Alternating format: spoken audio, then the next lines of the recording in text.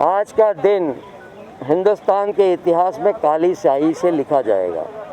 मैं ये बात इसलिए कह रहा हूँ कि आज जो बिल पास किया गया है और जो कानून लाने जा रहे हैं वो न सिर्फ किसान के विरोध में है, बल्कि जो फेडरल स्ट्रक्चर है, जो राज्य है, कृषि राज्यों का विषय है और trading with in the state also, ये कंकरेंस लिस्ट में जो राज्य का विषय है तो ये राज्य के खिलाफ भी है, राज्यों के खिलाफ भी है।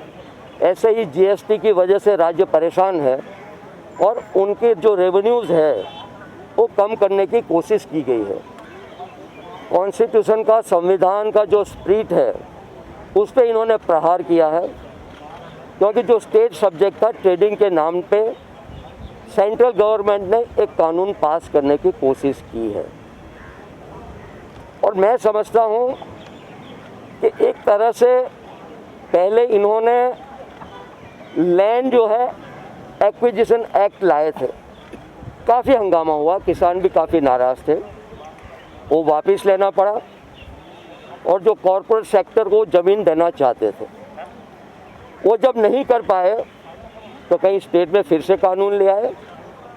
और अभी जो किसान की कृषि है, जो खेती है, वो कॉरपोरेट सेक्टर को देना चाहते हैं और कॉरपोरेट सेक्टर का रोल इतना रहेगा, इनकी मोनोपोली इतनी होगी, क्योंकि आखिर तो एपीएमसी जो है उसको जब ख़त्म करने की कोशिश हो रही है, एमएसपी को भी धक्का पहुंचेगा। जो मिनिमम सपोर्ट प्राइस की जगह प्रधानमंत्री जी कह रहे हैं कि हम मैक्सिमम सेलिंग प्राइस देंगे, जो बिल्कुल गलत है, तथ्य विहीन है। तो एक तो ये मुद्दा था, बाकी पे हमारे जो साथी हैं वो चर्चा करेंगे। लेकिन जो दूसरी बात मैं कह रहा हूँ, कांग्रेस के खिलाफ जो आरोप लगा रहे हैं कि इनको मैनिफेस्टो में भी एपीएमसी को ख़त्म करने की बात की है, वो बिल्कुल डिस्टॉर्ट करने की कोशिश की है। काफ़ी मेहनत करके हमारे जो मैनिफेस्टो उसको पढ़ने की कोशिश की, लेकिन आधा अधूरा उन्होंने पढ़ा हुआ है। और जो मैनिफेस्टो में हमने जो बात की है, जब एपीएमसी की बात की है तो उसके साथ साथ हमने किसानों के लिए सेफ गार्ड भी रखे हुए हैं। कम से कम 22 पॉइंट है, तो 20 पॉइंट के मुद्दों की बात नहीं करते हैं, सिर्फ 2 मुद्दों की बात करते हैं। तो मैंने आज इसीलिए संसद में कहा कि हमने जो सेफ गार्ड रखे हैं, क्या वो सेफ गार्ड आप किसानों को देने के लिए तैयार है? कोई जवाब नहीं आया। और चाहे कुछ भी कह दे ये सरकार, प्रधानमंत्री जी चाहे कुछ भी प्रचार कर ले कि आज का दिन बड़ा महत्वपूर्ण है किसानों के लिए, लेकिन मैं कहूँगा कि आज का दिन, जैसे मैंने कहा, काली स्याही से लिखा जाएगा। और ये जो भी बिल पास हुआ है और जो कानून आएगा वो किसानों के हित के विरोध में है। इसी बहाने ये जो है खेती है, कृषि है, कॉरपोरेट सेक्टर को सौंपना चाहते हैं।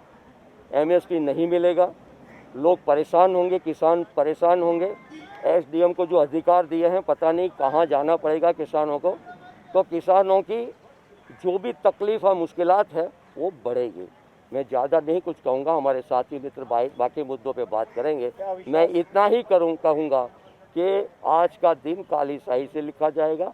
ये किसान विरोधी दिन है, किसानों के खिलाफ है और राज्यों के खिलाफ भी ये कानून जाएगा। डिप्टी चेयर के खिलाफ अविश्वास प्रस्ताव कराए हैं जी। जिस तरह 12 पार्टी ने नो कॉन्फिडेंस मोशन की नोटिस आज दी हुई है, क्योंकि जिस तरह से बिल को पास किया गया, मेरे ख्याल से डेमोक्रेसी की धज्जियाँ उड़ाई गई है और लोकतंत्र की हत्या की गई है।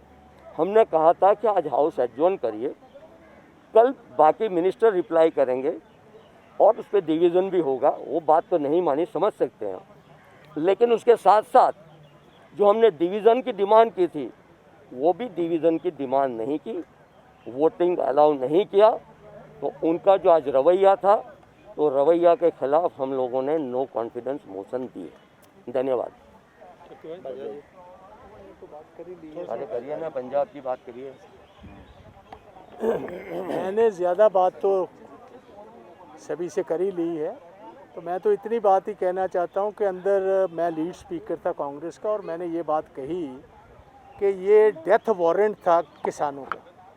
विशेष तौर पंजाब, हरियाणा और वेस्टर्न यूपी के जो किसान हैं, जिन्होंने 55 साल इस देश के गरीबों का पेट पाला है, आज वही स्थिति कर दी कि आपके बुज़ुर्ग बच्चों की परवरिश कर कर उनको बड़ा करते हैं, और जब बड़े हो जाते हैं तो समझते हैं अब ये माता और पिता बुज़ुर्ग हो चुके हैं, इनकी ज़रूरत नहीं, इनका बिस्तरा अंदर से उठाओ, मेन बेडरूम से और गैराज में डाल दो। ये पंजाब और हरियाणा के किसानों के साथ और वेस्टर्न यूपी के किसानों के साथ यही मतरई माँ का ये जो रवैया है हिंदुस्तान की गवर्नमेंट का, ये बहुत अफसोस का रवैया है।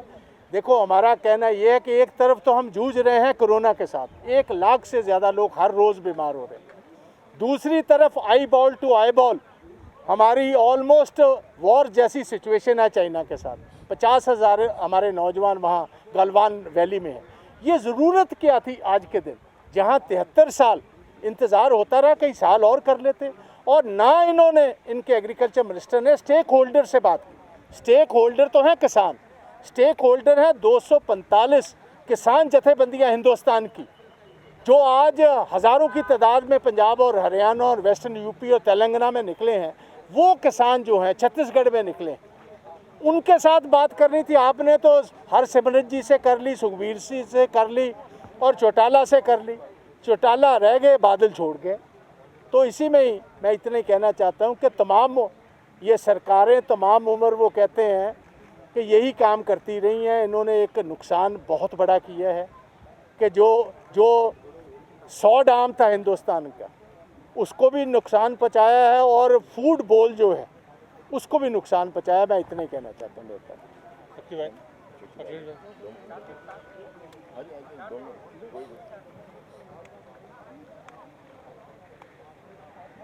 मैं केवल एक ही बात कहना चाहता हूँ।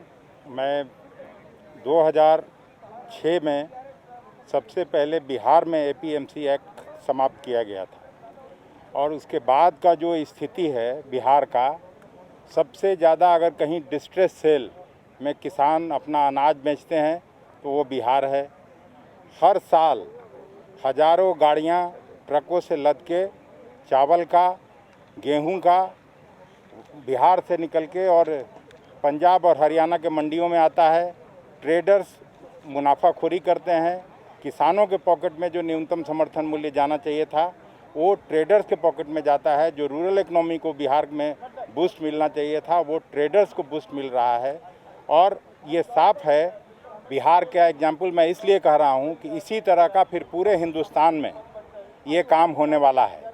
और ये जो कहते हैं कि नहीं हम न्यूनतम समर्थन मूल्य देंगे, हम सुनिश्चित करेंगे, तो एक तरफ जहां आप मंडी टैक्स लगाते हैं और उसको बाहर कॉरपोरेट वर्ल्ड को उसमें बीच में घुसा रहे हैं, तो ऑब्वियसली किसान टैक्स देके तो फिर बेचने जाएगा नहीं।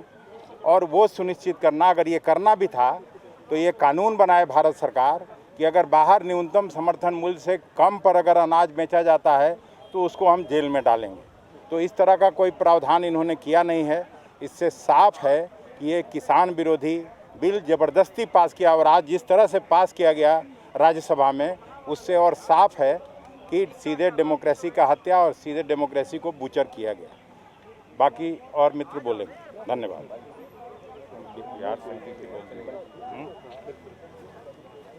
दोस्तों, आज गणतंत्र के लिए काला दिवस है। पहले तो बिल के मेरिट्स पे बाद में बात होगी। आज जो भी वहाँ पर मौजूद था वो जानता है कि कोई ऐसा बिल पारित नहीं हुआ है, और सरकार दावा कर रही है कि पारित हुआ है। ये गणतंत्र की मौत है, गणतंत्र का मर्डर है। आज जब 1:15 बजे कोई मंत्री अपना जवाब शुरू करता है तो ये संभव नहीं कि आप बिना डिवीज़न के 1 बजे तक डिबेट बंद कर दें, 1:15 तक पारित कर दें। एक नहीं ना, कम से कम 10 लोग, और आपको नाम सबको कैमरा में दिख रहे हैं, डिवीज़न मांगा। कई लोगों ने संशोधन मूव किया, प्रस्ताव किया, रेजोल्यूशन किया। एक को बोलने का मौका नहीं, एक को सुनने का मौका नहीं, तो ये बिल कैसा, किस जादुई छड़ी से पास हुआ? हमने इसलिए तुरंत हाउस में बैठकर एक व्यापक अविश्वास मत का मोशन मूव किया है। हम नहीं समझते कि गणतंत्र में आपका काम है कि अपने बहुमत के क्रूरता से और टिरनी से आप कानून पास करेंगे। सुनना, समझना, आत्मसात करना उतना ही आवश्यक है और आपने उसका आज बिल्कुल हनन किया है। मेरिट्स पे ज़्यादा बात करने की आवश्यकता नहीं है क्योंकि मौका नहीं दिया गया डिवीज़न का। और दूसरा, इसमें मेरिट्स का एक बिंदु मैं आपको संक्षेप में बोलना चाहूँगा। ये आश्चर्य की बात है कि ये बिल में लगभग, आप जानते हैं हमारे लिस्ट 2 में मैंने कोई बिल नहीं देखा कि लिस्ट 2 के इतने अनुच्छेदों से वो संबंध रखता हो। लिस्ट 2 आप जानते हैं कि सिर्फ प्रदेश के स्तर पे कानून पास हो सकता है। लिस्ट 2 के अनुच्छेद 14, 26, 28 और 67 ये सब कृषि के उद्योग से संबंध रखते हैं। तो ये एक असंवैधानिक बिल लाया गया है, संघीय ढांचे के विरुद्ध लाया गया है। संघीय ढांचा हमारा मूल संविधान के तत्वों में का एक अभिन्न हिस्सा है और मेरा विश्वास है, जो कुछ थोड़ा बहुत मुझे संविधान का ज्ञान है, मेरा विश्वास है कि इस प्रकार का असंवैधानिक बिल जो पास होगा वो निश्चित रूप से चुनौती नहीं दी जाएगी, लेकिन उसको निरस्त किया जाएगा उच्चतम न्यायालय में। इसमें आज सरकार ने दिखा दिया, ये प्रत्यक्ष प्रमाण है इस बात का कि सरकार को इस बात का विश्वास है कि वो बिल अपने बहुमत पे, अपने बलबूते पे पारित नहीं कर सकते थे और वो चूंकि नहीं कर सकते थे इसलिए इस प्रकार के हथकंडे हुए हैं। आज इसका प्रत्यक्ष प्रमाण आपने अपने कैमरा में देखा है। इसका एक और पहलू है कि जो राज्यसभा के लोग और हम में से कई लोग लोकसभा चेंबर में बैठते हैं, लोकसभा के एक आवाज़ राज्यसभा के चेंबर में माननीय अध्यक्ष, उपाध्यक्ष के पास नहीं जाती, वहाँ की एक आवाज़ हमारे पास नहीं आती है। तो आपने बिना कोरम के, क्योंकि अगर आधे लोग यहाँ बैठे हैं तो कोरम कहाँ से होगा, और बाकी लोग खड़े हुए विरोध कर रहे हैं, डिवीजन मांग रहे हैं, बिना आधे हाउस को सुने हुए, देखे हुए, अनदेखा करते हुए पारित कैसे कर दिया। और अंतिम बिंदु, आपको ये बिल्कुल बरगलाया जा रहा है। हमारे मैनिफेस्टो की जो बात की जा रही है, मैंने 11 क्लॉज के अगले क्लॉज को कोट किया है, क्लॉज नंबर 12 हमारे मैनिफेस्टो का, और उसमें लिखा है we will establish farmers markets with adequate infra and support in large villages. उसमें लिखा है एग्रीकल्चरल कमीशन की बात, उसमें लिखी है सब्सिडीज़ की बात। तो आप एक वाक्य को अश्वत्थामा हथों के तरह अर्ध सत्य बताकर आगे बढ़ जाते हैं, तो ये देश को मूर्ख बनाने की प्रक्रिया है।